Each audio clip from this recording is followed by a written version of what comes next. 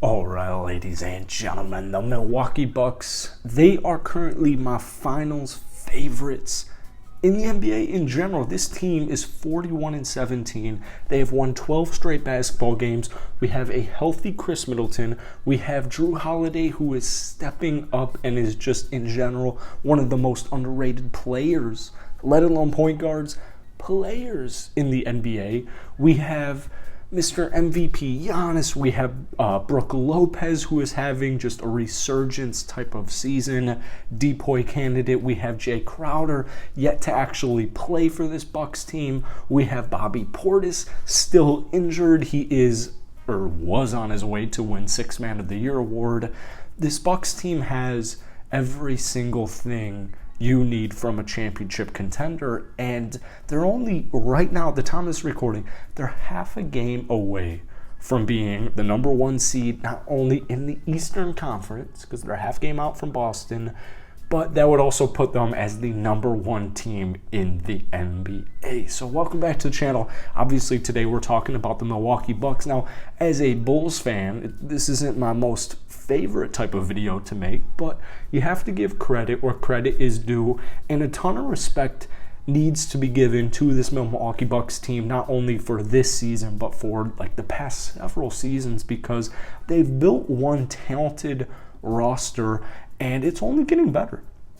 You know, it really only is getting better. I think Giannis Antetokounmpo, whether it's voters fatigue or what, I think the impact he has on basketball games often gets overlooked. On the season, he's averaging 32 points, 12 rebounds, 5 assists, almost a steal and a block per game. Now, I know he isn't the most efficient three-point shooter, but that's why you surround him with guys who can knock down shots like Drew Holiday, Brook Lopez, Chris Middleton when he is healthy, Grayson Allen, Pat Connaughton. Javon Carter is having an unbelievably efficient, phenomenal season for a backup guard who also has started almost half of their games. And we haven't even really hit the tip of the iceberg, in my opinion, because, yes, they've won 12 straight games, but Jay Crowder takes this team to the next level. Now, I don't know if this is the best analogy to give, and I'm curious to hear what Bucks fans would have to say about this. I won't go as far to say that the Milwaukee Bucks wouldn't have won the NBA Finals a couple of years ago without PJ Tucker, but I think PJ Tucker, you think of it, you know, from a statistical base level, you're like, okay, you know, maybe 8 points per game. Yes, he can knock down three-point shots, specifically corner threes. He's pretty interchangeable, especially on the defensive end. He can guard a multitude of different positions. He's a great defender. All those things are true. But I think PJ Tucker, the addition of PJ that year, took this Bucks team to just that next level. And I view the same thing almost with Jay Crowder. Now, I know I think Jay's impact is being overlooked right now just because he hasn't actually played this year. You know, it didn't work out with the Phoenix Suns. He requested a trade like months and months and months ago, and then we had the NBA trade deadline a couple of weeks ago, and they finally ship him off. And I was a huge advocate of the Bucks. I get it. The buyout market is a thing, right? I get it. But the issue with the buyout market is you're competing with several championship teams. So why not make a lowball type offer? It doesn't even have to be that much of a lowball. It is Jay Crowder. You know, the contract situation, expiring contract. Like, it's not like you're getting Jay Crowder for, you know, championship aspirations, right? It's not like you're trading for Kevin Durant. But if teams like the Milwaukee Bucks, the Boston Celtics, if other contending championship caliber teams are rumored to want Jay Crowder or at least be in the running, why not give them an offer like what the Milwaukee Bucks offered for him to just put him on your team? To not only solidify your roster, solidify your depth, but also so he doesn't go to, you know, I get the Western Conference isn't like the biggest concern right now because you want to get there, you want to get to the NBA Finals first, but why not get a guy who you know is going to help take your team to the next level? And just the extra bonus of that is he's not going to Miami, he's not going to Boston, he's not going to Philadelphia. So I love the move by the Milwaukee Bucks. I was a huge advocate of it before it happened, and thankfully it actually did. But it doesn't end just there, and I know we talked about it a little bit earlier on in this video.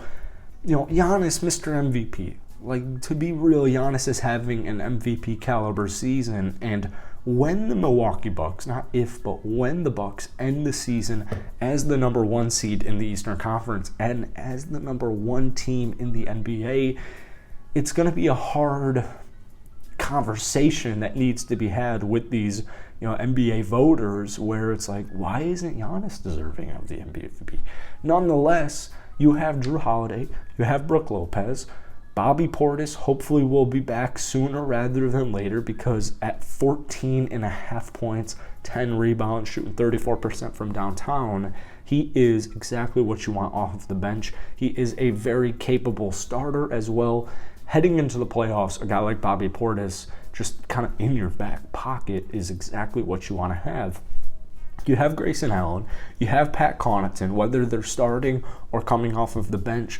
I love the intensity that both of those two cats bring, specifically on the defensive side, but also more so with Grayson on the offensive side. I have Javon Carter, one of the most underrated backup guards in the entire league, but like I said, he started 31 games, so it's not like he's necessarily, mainly due to the Chris Middleton injury, but it's not like he's even necessarily a bench player. You have Joe Ingles, who came back from a torn ACL, and I know the stats don't jump out at the screen. 6 points, 3 rebounds, 3 assists. He's shooting 34% from downtown, just 38% from the field. Joe Ingles offers this team just creative outlooks. He offers you variety. And that's just a reoccurring theme with this Milwaukee Bucks team. Now, like I said, Jay Crowder, but to be honest with you, it's probably a little contingent on Chris Middleton. And this is something I've been saying for a couple of months now. And I guess it's becoming a big if, however, Chris has played 17 games this year. He started 7 of them. He's averaging 14 points. He doesn't quite have his legs under him. He's still, at this point in the recording, is on a minutes restriction, around 20 minutes a night. He's shooting 42 from the field, just 29% from downtown. This is an all-star caliber two-way player that is extremely underrated in this league, and he is arguably your closer in clutch time games. Now, once again, that's no disrespect to Giannis or Drew or Brook or Bobby or anybody else, but having Chris Middleton healthy is the difference maker for this Bucks team. Now, I know they almost took down the Boston Celtics last year. However, you got to keep in mind, the Celtics made moves.